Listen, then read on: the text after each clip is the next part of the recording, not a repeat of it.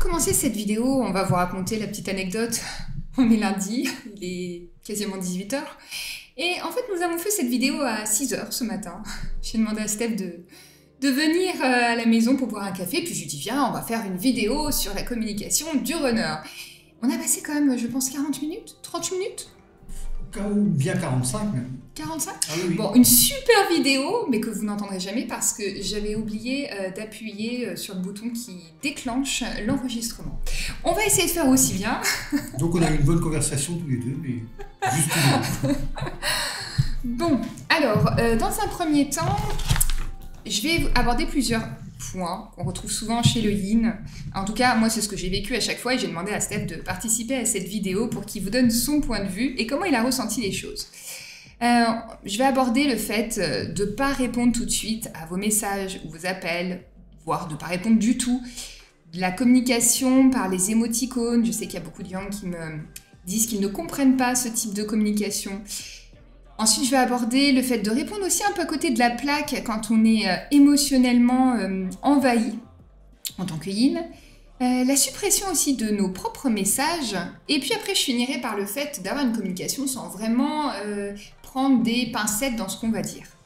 Bon, ben on va commencer par le début. Le fait de ne pas répondre tout de suite. Alors en tant que yin, moi quand j'ai pu le faire, s'il y avait deux choses, c'est soit parce que je voulais vraiment prendre le temps de répondre de manière qualitative à ce que Steph pouvait m'envoyer comme message, mais en fait on va dire que d'une manière générale je le faisais un petit peu avec tout le monde. Et aussi c'est quand parfois j'avais pas forcément envie de répondre parce que, bon vous le savez que le timing au niveau des polarités n'est pas du tout le même. C'est souvent ce qui n'est pas très bien compris dans la communication, c'est que nous, enfin moi en tout cas, quand je suis dans le moment présent, si jamais je suis occupée par autre chose, que ce soit le message de mon autre ou de quelqu'un d'autre, eh bien en fait, je ne vais pas forcément faire attention au temps qui passe, parce que je vais être prise dans mes pensées, parce que je vais être prise à ce que je fais, et je me dis, bah, on verra plus tard. Bon. D'ailleurs, tu as peut-être un... Oui, ben, j'ai un très bon exemple, hein, effectivement, qui justifie bien cette notion de ne pas répondre tout de suite. J'envoie un message à Vanessa qui me dit « Oui, je t'appelle après ou je te réponds après, j'emmène les filles à l'école. » Bon, effectivement, j'ai un petit peu attendu pour qu'elle me réponde, 3 semaines. Donc, non, 15 jours. Là, t'en fais ouais, trop, t'as rajouté une semaine par jours. rapport à ce matin. Bon, c'est 15 jours, alors effectivement, c'est plutôt court comme délai.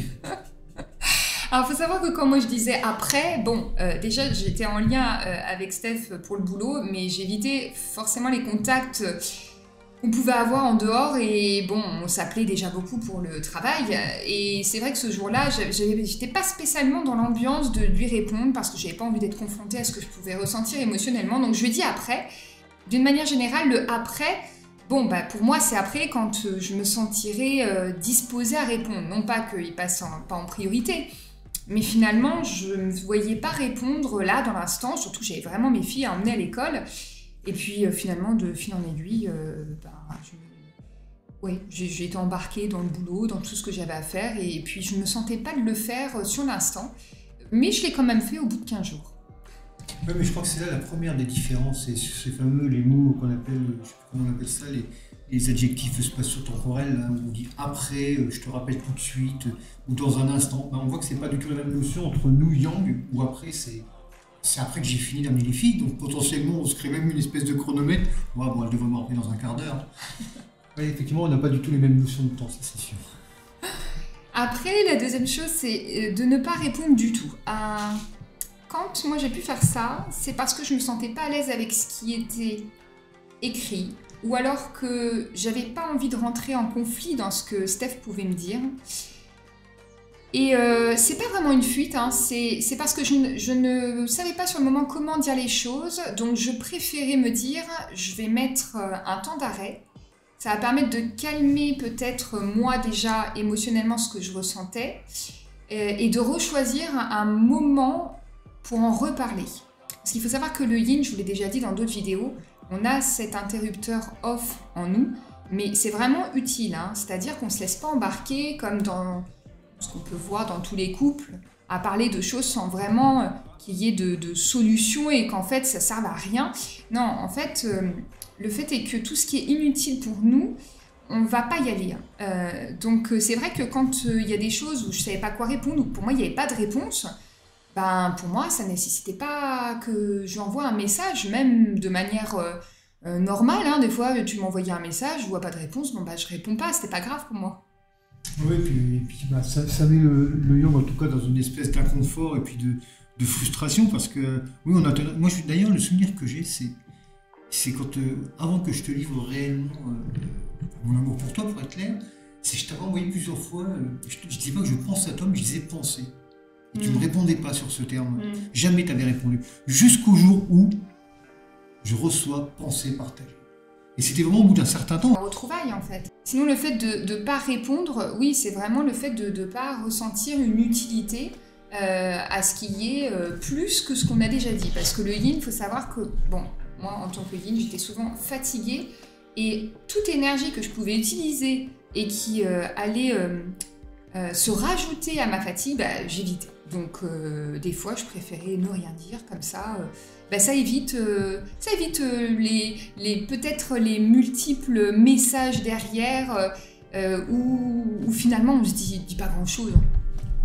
Oui, c'est sûr, non, mais moi j'en ai conscience maintenant que effectivement ces moments de frustration finalement auraient été plutôt seraient perçus aujourd'hui comme des moments bénéfiques puisque s'il n'y avait pas de réponse, c'est qu'il n'y avait pas lieu à répondre tout simplement. Parce qu'on arrive dans l'évolution de notre relation à éviter de perdre du temps pour rien. Après, il y a la communication par les émoticônes. Alors ça, c'est quelque chose d'assez spécifique parce que je pense qu'on est précurseur dans la communication par émoticônes ou les yin. Je lisais une étude la dernière fois qui indiquait que c'est la meilleure chose qu'ils aient pu inventer. C'est ce panel d'émotions par émoticône, par emoji.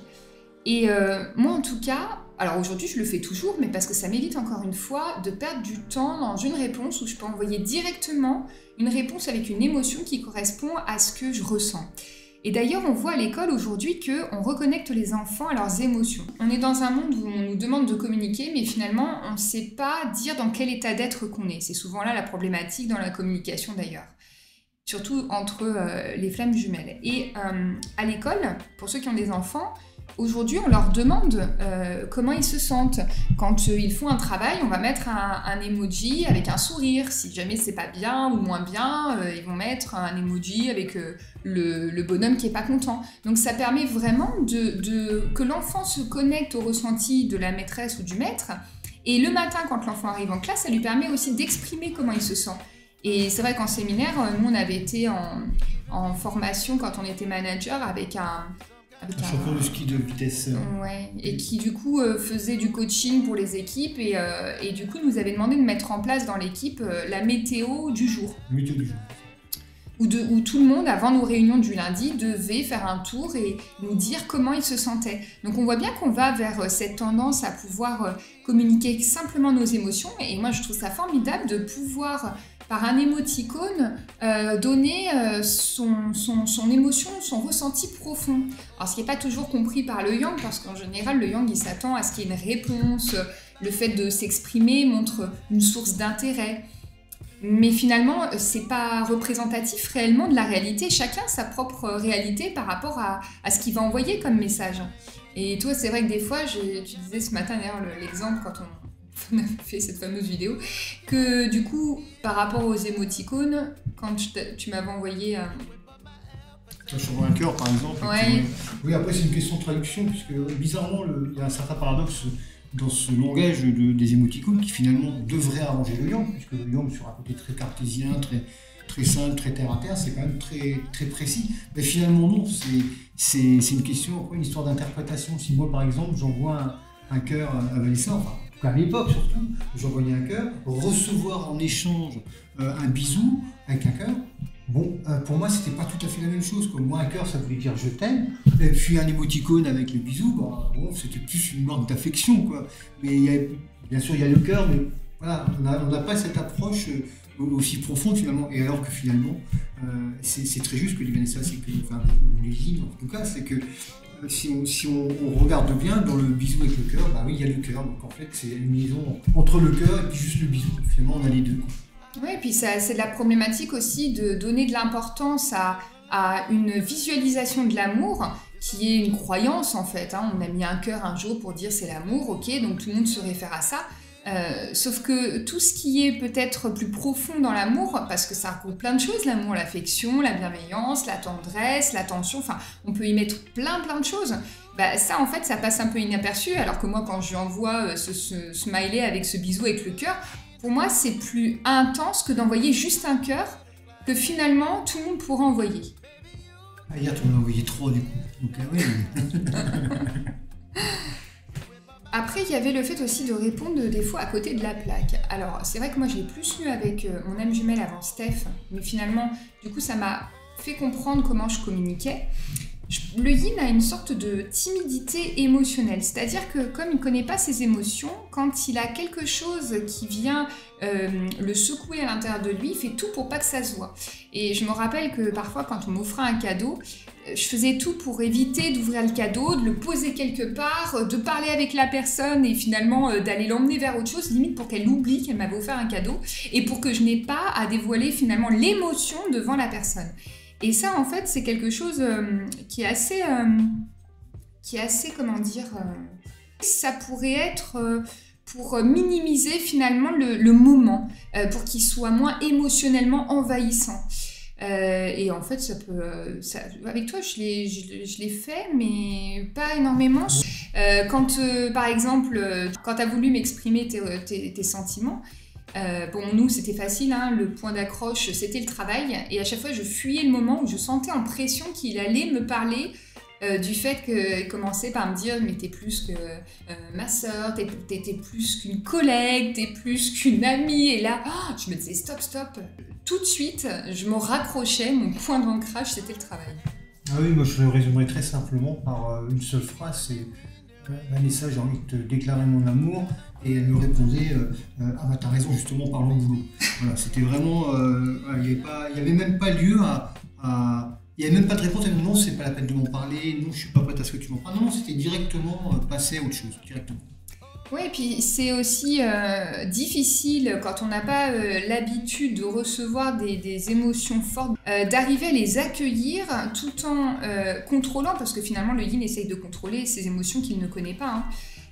Et de devoir en fait gérer tout ça, c'est ingérable. Sur le moment, en tout cas, pour moi, c'était pas gérable.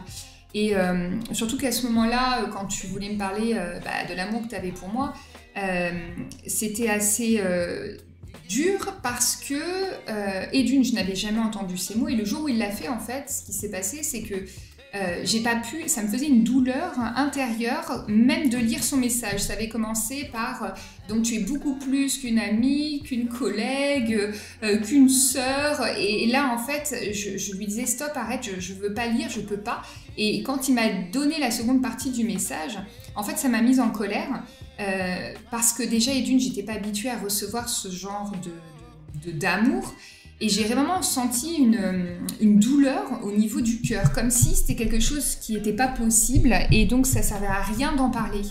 Et dans le pas possible, il y avait aussi le fait que Steph était en couple. Moi, je venais de quitter mon âme jumelle, et je trouvais pas ça aligné avec le fait de se dévoiler à quelqu'un, parce que pour moi, ça me mettait en plus un doute du fait que je me suis toujours dit, si jamais il dévoile des sentiments à quelqu'un en étant en couple, alors il pourrait faire la même chose avec moi. Et ça, c'était pas entendable. Et la deuxième chose, c'est que quand j'ai reçu ces mots, ça m'a transpercée littéralement, ça m'a sûrement réveillée encore plus à ce qu'on était. Et je me rappelle que je t'ai pas répondu, j'ai coupé parce que j'en ai pleuré la nuit tellement que j'étais pas bien, j'étais vraiment pas bien. Et en fait, le lendemain, je lui ai dit, j'étais en colère qu'il m'ait dévoilé ses sentiments. Oui, c'est vraiment une différence flagrante entre ce qu'évoque Vanessa et moi en tant que Yang, qui à ce moment-là, comme l'a dit Vanessa, je suis dans un contexte où il n'y a pas lieu à ce que je livre des sentiments parce que je suis quelqu'un, et puis voilà. Mais en fait, dans ces moments-là, moi, rien n'existait à côté, en fait. J'ai livré mes sentiments parce que pour moi, c'était le moment de le faire. Et qu'importe le contexte, puisque pour moi, ce contexte n'existait même plus, finalement. Donc, pour moi, c'était naturel. Est-ce que toi, t'exprimais tes émotions sur le moment, alors que moi, j'étais en train de réfléchir et me dire, non, si jamais il me dit ça, c'est pas possible, dans le contexte. Et c'était trop... J'étais complètement perdue, je comprenais même pas comment on était venu à ce qu'à un moment donné, il m'avoue tous ses sentiments. Je me demande, vu qu'il y a un truc qui me revient, s'il n'y avait pas eu à ce moment-là une espèce de... Alors, je l'ai dit naturellement, certes, mais s'il n'y avait pas quand même une notion absolue qu'il fallait que tu le saches, comme si le fait que tu ne le saches pas me ferait peut-être passer à côté de quelque chose, en tout cas moi, par rapport à la foi que je pouvais avoir. Comme s'il y avait cette notion de... C'est obligatoire, que je te le dise. Il y a quelque chose aussi, c'est que je n'acceptais pas de toute façon qu'on puisse être en couple, tout simplement. En fait, et je suis même... Oui, ça fait partie de la blessure de rejet, mais pour moi, c'était pas concevable. Et puis en plus, il y avait tellement de choses qui faisaient que c'était improbable. Ça se rajoutait en plus à ma conviction que ça ne pouvait pas se faire parce qu'on était loin géographiquement. Bon, il était plus âgé que moi. Bon, c'était un blocage pour moi. Ensuite, il était avec quelqu'un. Moi, j'étais avec mes filles. J'habitais ici. Et je me rappelle que toutes les fois où il essayait d'argumenter pour trouver une solution, à la matérialisation de notre couple dans la matière, en fait, à chaque fois, j'arrivais à contredire en fait tous ces arguments. Ah, mais j'avais en face de moi, en fait, je raisonne commercialement parlant, il avait le pire acheteur. Je pouvais tout lui dire. Hein. Oui, mais si je suis plus avec ma compagne. Oui, mais il y a la distance. Oui, mais ça c'est facile, je peux me rapprocher. Oui, mais si tu te rapproches. Enfin, il y avait toujours un truc. Et puis ci, et puis ça. Mais je me rappelle la fois où, du coup, parce que quand il a commencé vraiment encore plus à se livrer, à me dire vraiment je t'aime, là pour le coup, je me rappellerai toujours, j'ai vraiment eu très peur. Je me suis dit, mais il n'y a plus de retour en arrière possible. Je pourrais plus être collègue comme avant parce qu'il venait de dépasser une limite qui faisait que on pourrait plus avoir la même relation. Et je me rappelle que je lui disais, mais c'est pas possible, dans le travail, de toute façon, ça ne fonctionnerait pas. Et il me disait, mais de toute façon, on ne me dirait pas, personne ne le verrait. J'ai dit, bien sûr que ça se verrait. Puis après, il me disait, je vais quitter le boulot. Je me disais, mais tu vas pas quitter ton travail, tu vas pas faire ça. Alors que finalement, moi, je ne l'aurais pas fait. Et donc, il me disait, mais c'est pas grave, je retrouve autre chose. Et puis après, chaque fois que je lui disais, que je lui trouvais un argument qui était de l'ordre de la raison, en fait, ça le ramenait toujours à son cœur. Alors toi, tu avais l'impression d'avoir le pire acheteur, mais moi, j'ai l'impression de nager à contre-courant. Et je me rappelle que ce moment fatal où je te dis, mais de toute façon, j'ai un blocage sexuel et je ne pourrais pas te satisfaire. Et donc, je lui disais, en plus, tu dis que je suis quelqu'un de bien, mais en fait, je suis chiante, j'arrive pas à rester en couple, je me lasse rapidement. En fait, je lui donnais les pires versions de moi, et j'en avais parlé dans ma toute première vidéo. Mais en fait, c'était une partie de mon être que j'exagérais, mais qui était vraie, en fait. Hein. Il y a une partie comme moi, de moi qui était comme ça. Et je voulais vraiment qu'il se rende compte de l'impact, alors qu'on n'était pas ensemble, de sa décision. Je disais, mais t'as tes enfants, tu peux pas déménager comme ça. Mais en fait, j'étais désemparée de, finalement, tout ce qui pouvait l'amener à venir à moi sans preuve. En fait, c'était ça. Sans avoir de preuves dans la matière que ça fonctionnerait. Parce qu'en fait, il me disait, mais peu importe, c'est pas grave, de toute façon, si ça fonctionne pas, mais il me disait, mais j'ai la foi. Et quand je lui disais, mais je suis comme ci, comme ça, il me disait, mais moi, de toute façon, je sais qui tu es. Ouais, exactement, c'est vraiment cette notion-là, chez moi, mais complètement ancrée. C'est la foi et le fait de savoir. Donc, je savais que de toute façon, que c'est pas prétentieux, mais c'est vraiment une notion de savoir. C'est qu'elle aurait pu me dire qu'elle allait se faire amputer les 2 jambes. C'est pas grave, je descends quand même. Enfin, etc. Il faudrait que je pousse le fauteuil, je le pousserai. En fait, c'était. Je crois qu'elle aurait pu me dire tout ce qu'elle voulait. Oui, et alors. Pour moi, il n'y a rien qui changeait. Ça ne m'impactait pas, en fait. Aucun impact. J'avoue que j'ai jamais poussé le bouchon aussi loin à essayer de dégoûter en fait un homme, de venir à moi, alors que ça n'avait rien à voir avec l'amour que je te portais, mais comme c'était pour moi quelque chose que je m'interdisais, que je m'autorisais pas, qui était trop grand, trop gros, trop beau, c'était pas possible. Surtout que je suis en train de penser que dans la théorie, en tant que Yang, j'aurais pu très très mal le prendre. Elle fait tout pour pas que finalement je dise que je l'aime ou quoi que ce soit, c'est que n'ose pas me dire que je ne peux absolument pas, en fait, que je la rebute. Oui, maintenant, je n'ai même pas eu cette réaction, en fait. Je ne me suis même pas posé la question. Pour moi, c'était évident. Mais parce qu'on était peut-être à un moment où on allait rentrer en pré-réunion, donc il y avait des choses qui avaient été épurées, donc tu n'avais peut-être pas la même réaction. Tu avais cette fois ce petit déclic en toi qui fait que peu importe ce que je te dise, tu savais que la vérité, elle était en toi et pas dans ce que je disais. Exactement. Après, il y a le fait aussi de supprimer ses propres messages. Alors, moi, je dirais que... D'ailleurs, j'ai même des yin en accompagnement qui vont se retrouver. D'envoyer des messages et de juste après les enlever. Moi, quand ça a pu m'arriver, c'était plutôt Parce que quand j'avais livré le message, j'étais sur l'impulsivité du moment à dire certaines choses. Et je me disais après coup que ça servait à rien.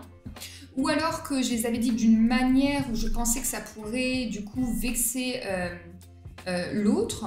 Et du coup, tout de suite, je me disais non, faut que je le retire. Et c'est vrai qu'un certain nombre de fois, tu as pu voir des messages retirés sans savoir ce qu'il y avait dedans. Et c'est peut-être les messages qui finalement, alors encore une fois, ça n'a plus aujourd'hui tellement, entre guillemets, d'importance, mais quand même, ça pose question.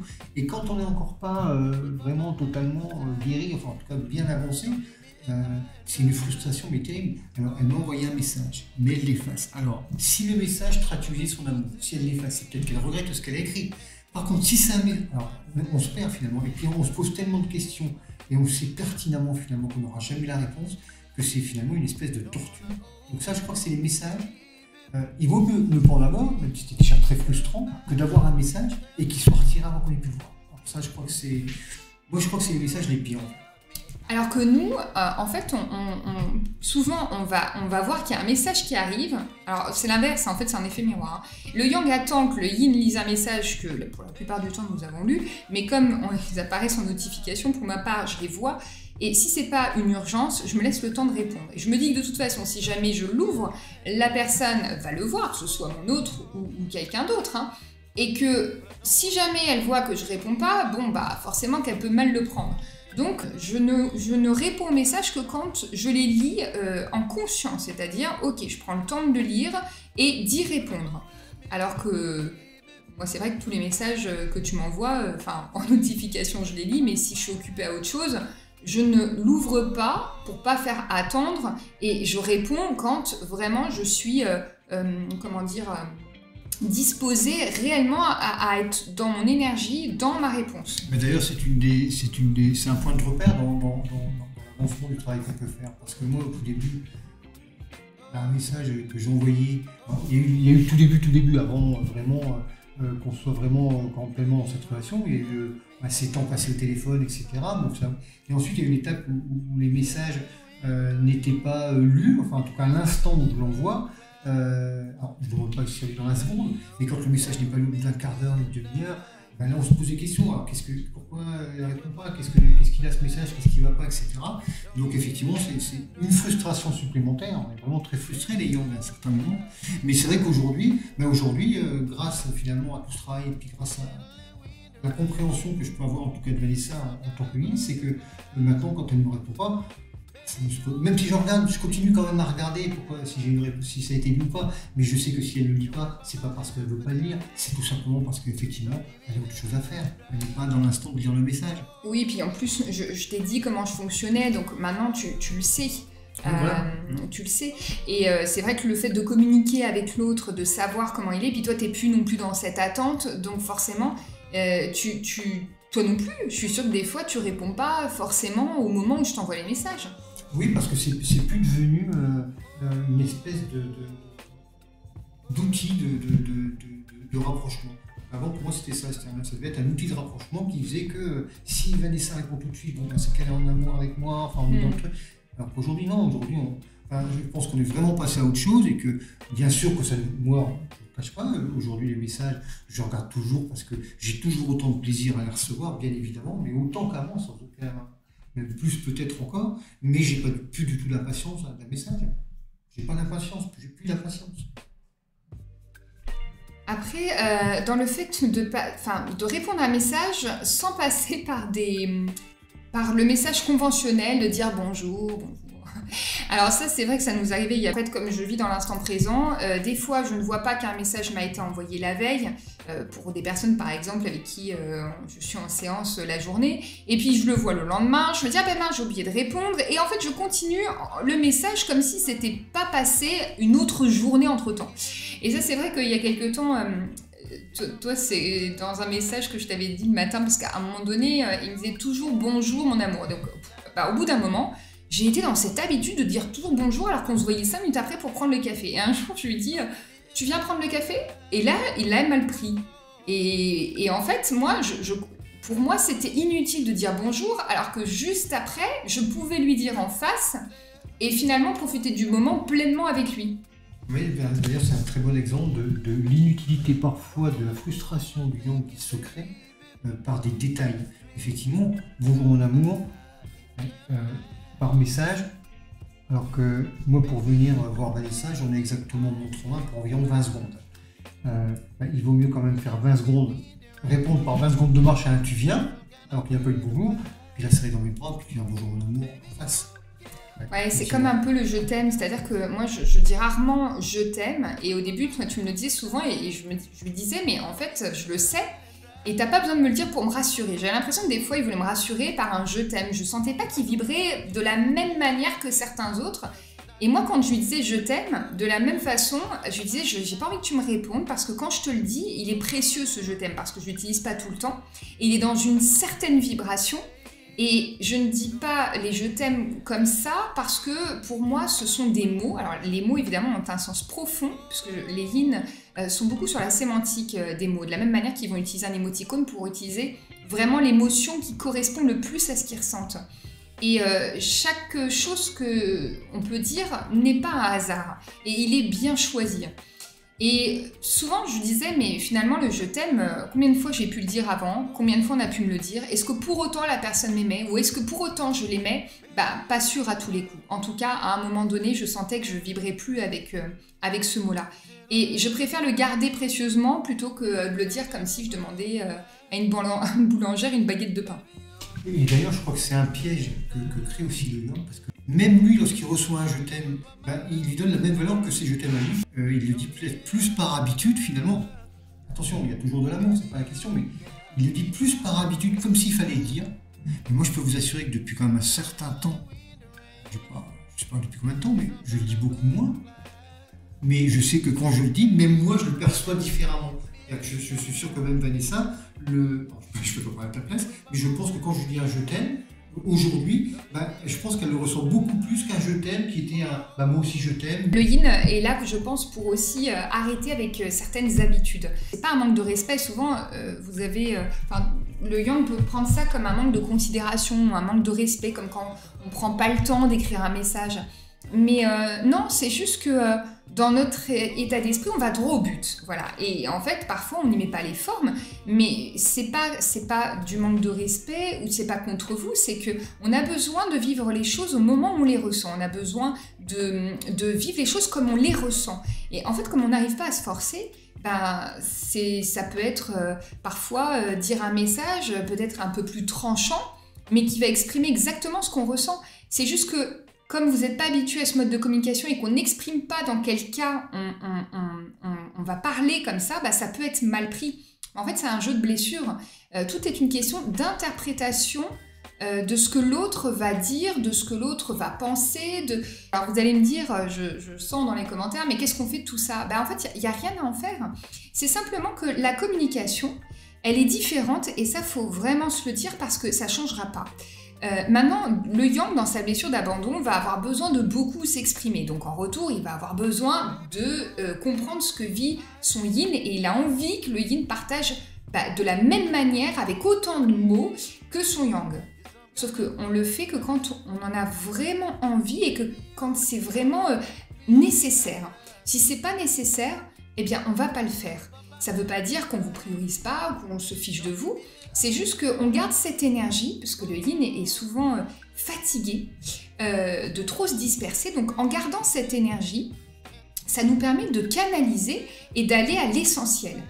Mais l'essentiel, ça peut être autant pour délivrer un long message sur lequel on aura pris le temps de se poser que d'envoyer une réponse, ou pas d'ailleurs, parce qu'on n'en voit pas forcément l'utilité. Oui, c'est vraiment ça l'utilité. C'est là où on s'aperçoit d'ailleurs qu'on a perdu beaucoup d'énergie finalement en tant que yang à envoyer des messages ou à être dans une espèce d'attente pour pas grand chose finalement. Parce que quand on a compris ce fonctionnement de la communication avec son yin, eh bien moi je me sens bien, enfin je me sens en tout cas tout plus mal, je me sens même beaucoup mieux moi, de ne plus être dans cette notion. Alors les je t'aime existent toujours, bien évidemment, mais aujourd'hui, ce que je sais, c'est que l'amour entre nous, il est là. Je sais que la politesse, elle est là. Donc quand je dis pas bonjour le matin, c'est parce qu'elle ne me répond pas bonjour, qu'elle n'est pas polie, bien au contraire. Il n'y a pas de manque de respect entre nous. Tout ça, c'est des notions qui n'existent pas entre nous. L'irrespect, l'impolitesse, le non-amour, ça n'existe pas, ça n'existe plus. Donc on peut avancer sur des choses utiles. Elle est là la clé, c'est vraiment de ne pas interpréter ce que l'autre va dire et ce qu'il cherche à dire et comment il le dit. Non, c'est de prendre le message tel qu'il est et de comprendre en vous à quoi ça vous ramène, parce que tout ça sont des fausses croyances. Bon, sauf si la personne vous parle mal, mais je veux dire, de se dire ah ben normalement on fait ci, normalement on fait ça. Oui, ben nous en fait on n'est pas dans ces conventions-là. Donc à ce moment-là, tout pourrait être pris pour il s'en fiche, ou elle s'en fiche, ou elle me manque de respect, ou elle fait pas attention à moi, elle me priorise pas. Non, non, non, c'est juste que dans sa réparation, le yang va devoir prendre soin de lui, donc se recentrer sur lui, ce qui va permettre en lui, en ses énergies, d'équilibrer son yin et son yang, c'est-à-dire savoir pourquoi est-ce qu'il fait les choses, comme nous prenons notre temps à comprendre ce qu'on ressent et comment on va vous répondre, prendre le temps de cette réponse qui va être importante, ou prendre moins de temps parce que ça en nécessite moins. Et c'est dans cette phase-là que le yin et le yang en fait, se comprennent. Donc la clé, elle est vraiment dans ne pas interpréter, mais plutôt chercher quel est vraiment le message que donne le yin, dans sa profondeur. C'est-à-dire, tout message a une profondeur. Tant est qu'il faut qu'on aille la chercher, cette profondeur. Ouais, puis moi je trouve que c'est vraiment, enfin, pour moi ça a été la clé, puis il n'y a pas de raison que ce soit pas pour tout le monde finalement.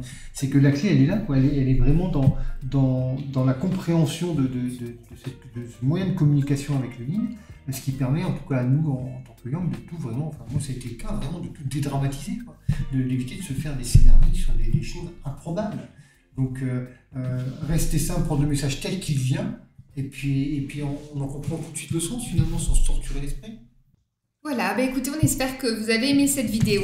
Je vous remercie et je vous dis à très vite.